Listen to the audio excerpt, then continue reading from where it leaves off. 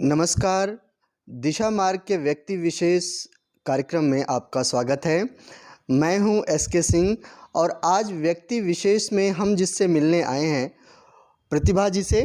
प्रतिभा जी नमस्कार। वैसे तो आप किसी परिचय के मोहताज नहीं हैं, फिर भी मैं अपनी तरफ से मैं कुछ कहना चाहूँगा कि प्रतिभा जी एक समाज सेविका हैं और ये चाइल्ड लाइन की डायरेक्टर भी रही हैं और बेटी बचाओ बेटी पढ़ाओ की ब्रांड एम्बेसडर भी रही हैं, बाल अधिकार संरक्षण आयोग की मेंबर भी रही हैं और बहुत सारे क्षेत्र में ये जो है कि काम कर रही हैं।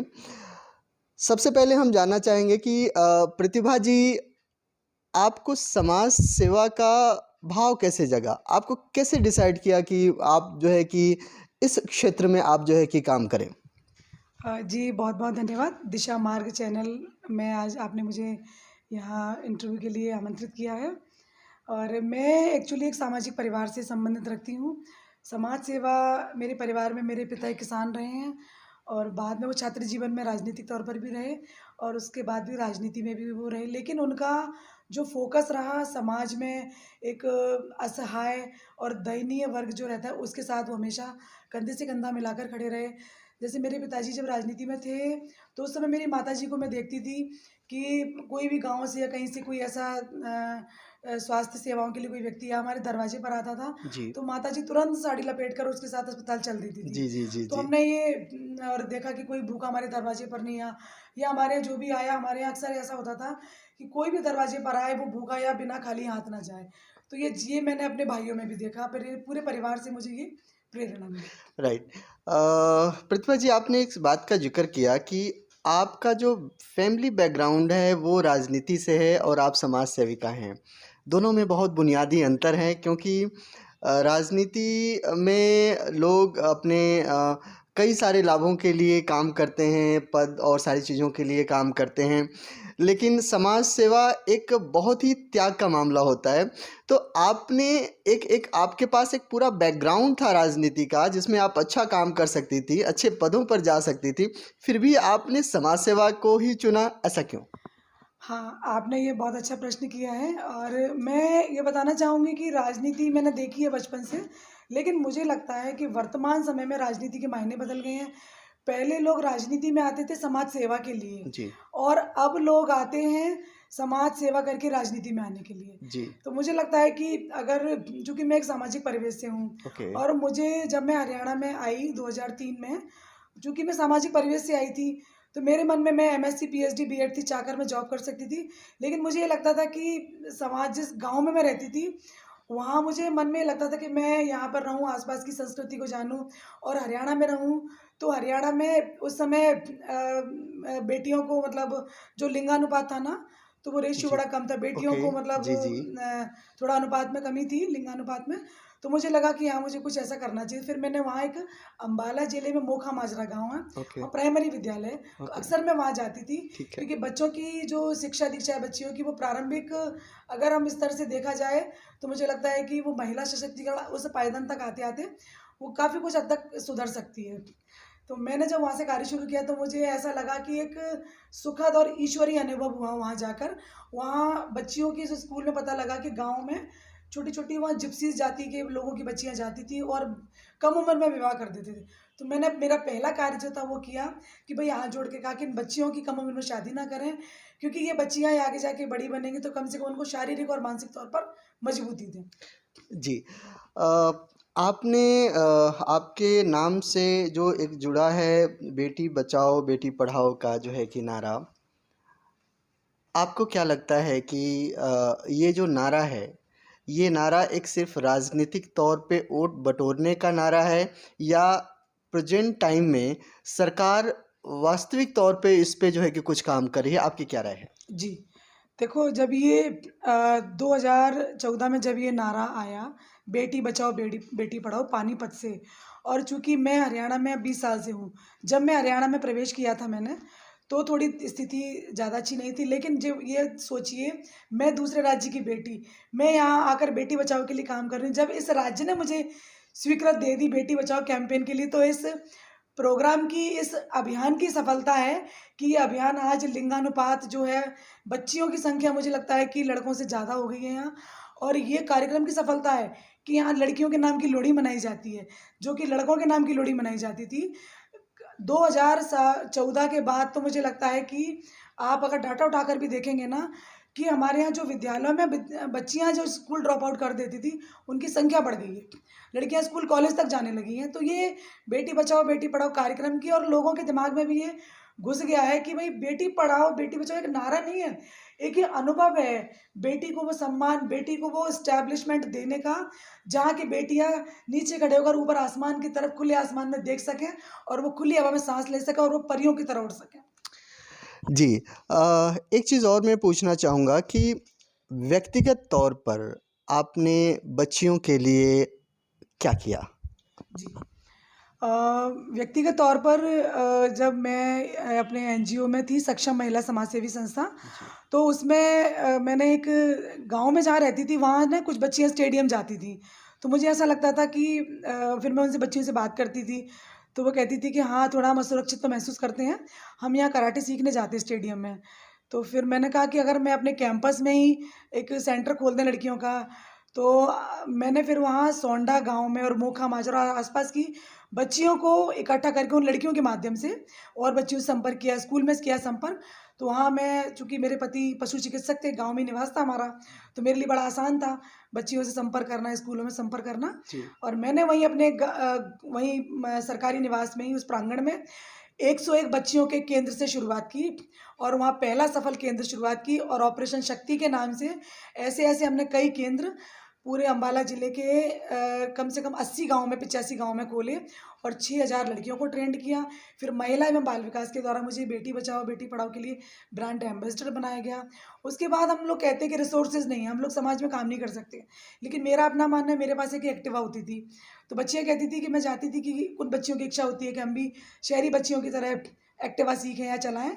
तो हम लोग, फिर मैं क्या करती थी, 10-10 रुपए सबसे इकट्ठा करके, क्योंकि फाइनेंस मेरा भी इतना स्ट्रॉन्ग नहीं था, जी। लेकिन एक्टिवा मेरे पास थी। ये कौन से ईयर की बात है? ये 2017 की बात है। 2017 जी। की बात है, और ओके। वहीं से मैंने अपनी ये यात्रा को और ठीक है। स्ट्रॉन्गली किया कि जब मुझे प्रशासन ने थोड़ा ये सहयोग किया। तो आपने अपनी एक्टिवा से हाँ, उन बच्चियों को उन आपने बच्चियों को मैंने ओके। 55 बच्चियों को वो एक्टिवा चलानी सिखाई। 55 बच्चियों, यस, अच्छा। उनको सिखाया। उसके बाद हमने एक वो चलाया अपना ये नन्ही चौपाल, ताकि गाँव में बच्चे लीडरशिप क्वालिटी हो। ओके। फिर मैंने पुरानी मैगज़ीन इकट्ठी की, क्योंकि बच्चों को इंग्लिश नहीं आती। जी। तो सुमन, सौरभ और चंपक जैसी पत्रिकाओं से हमने 2 या मुझे लगता है 5 गाँव में के विद्यालयों में हमने कलाम लाइब्रेरी खोली वहाँ। मतलब मैंने अपने और मेरे सहेलियों से पुस्तकें लेके, कि भाई जिसके पास जाऊँ। फिर मैं लाइब्रेरी गई और जगह-जगह जाती थी, भाई मुझे पुस्तकें दे दो।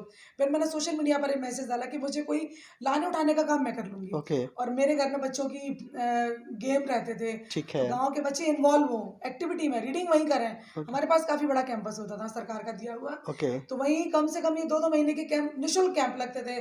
बच्चे देसी जो अपने पारंपरिक गेम है, रस्सी कूदना, कंचे खेलना, आपस में कबड्डी खेलना, ये सारी एक्टिविटी वहीं चलती थी, सब निःशुल्क। जी। क्योंकि ऐसा नहीं था कि लोग कहते हैं हमारे पास रिसोर्सेज नहीं है, लेकिन आपके अगर अंदर इच्छा है, तो आप बहुत कुछ, आप गूगल है, आप बच्चियों को जानकारी दे सकते हैं। जी, जी। महिलाओं को आप उनके अधिकारों की बात कर सकते हैं, भाई क्या स्कीम चल रही है, जी। महिला बाल विकास की क्या एक स्कीम आई है। हुँ। क्योंकि उन तक पहुंच पाना बड़ा मुश्किल है, लेकिन वो आप तक नहीं पहुंच पाते, शहरों तक नहीं आ पाती हैं। लेकिन अगर किसी में जज्बा है काम करने का, तो आप सरकार की योजना को उन तक पहुंचा सकते हैं। राइट।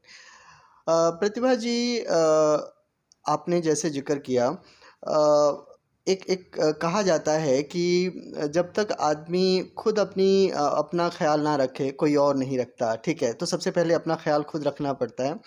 तो आप किशोरियों को, जो देश की किशोरियाँ हैं, जी।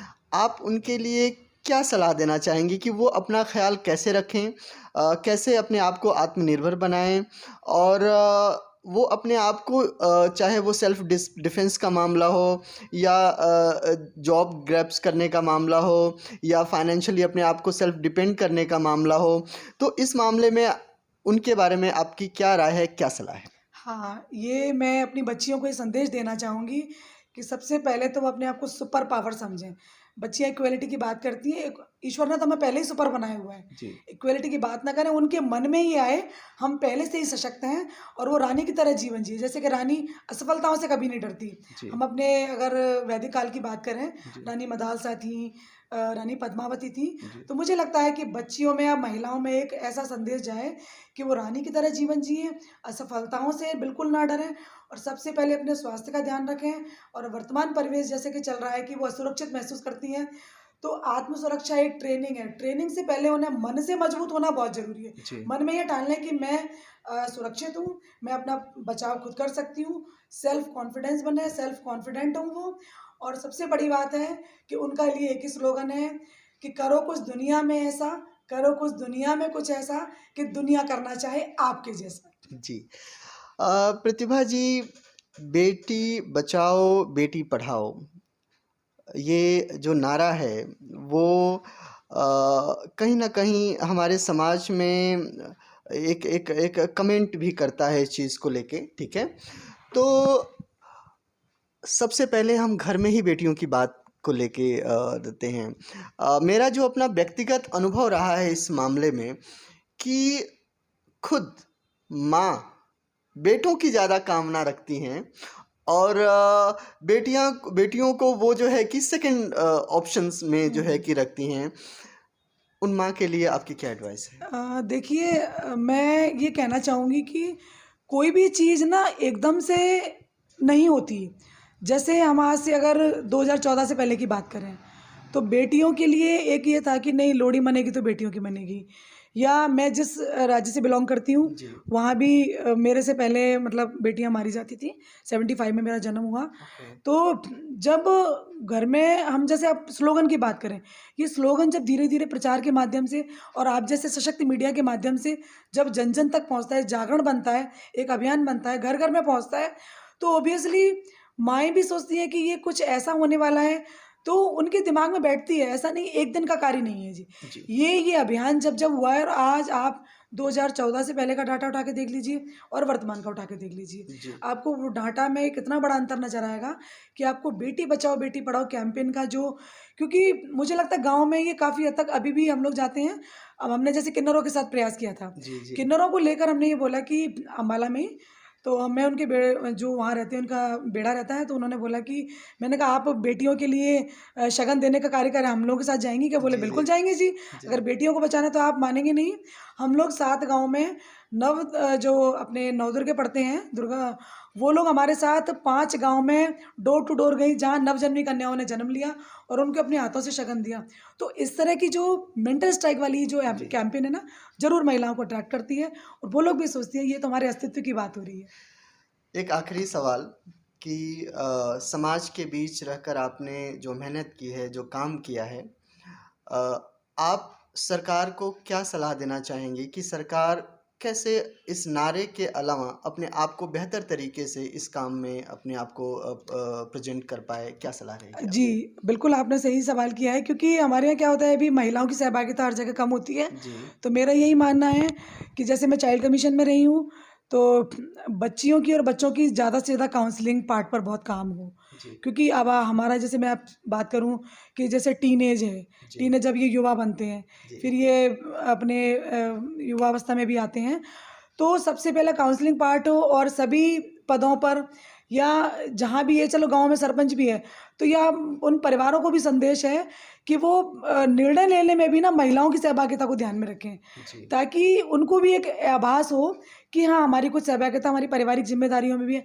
क्योंकि महिलाएँ सब कुछ कर सकती हैं, देखो जी। खाना भी बना सकती हैं, जैसे मैं गृहिणी भी हूँ, जी। मैं अपना गृह कार्य खुद करती हूँ, जी। खाना भी खुद बनाती हूँ, लेकिन उसको भी एक ऐसा ऐसा एहसास होता है, उसको महिला है ना का, उसको एक औरत होने का एहसास हो कि ताकि निर्णय लेने की स्वतंत्रता हो, उसकी सहभागिता हो, वो भी एक सहगामिनी की तरह हो, तब जाके कहीं हमारा ये नारा हमारी सरकार कुछ इस तरह के प्रयास करे कि महिलाओं को ज़्यादा से ज़्यादा अवसर दिए जाएँ।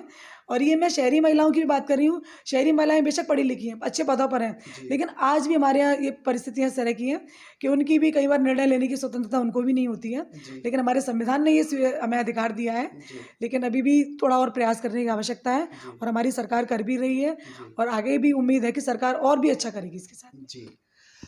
प्रतिभा जी, आपने हमें समय दिया, दिशा मार्ग को समय दिया, आपका बहुत बहुत धन्यवाद। और आप जैसे लोग अगर रहेंगे तो हम ज़रूर इस मकसद में कामयाब आएंगे। बहुत बहुत शुक्रिया। धन्यवाद। नमस्कार। तो ये थी हमारी समाज सेविका प्रतिभा जी, जिनकी बेबाक राय हमारे सवालों पर आपने सुनी। आगे व्यक्ति विशेष में कौन आएगा, इसके लिए आप हमारे चैनल को सब्सक्राइब करें, हमारे न्यूज़पेपर को फॉलो करें और हम आप तक इस माध्यम से पहुंचते रहेंगे। नमस्कार।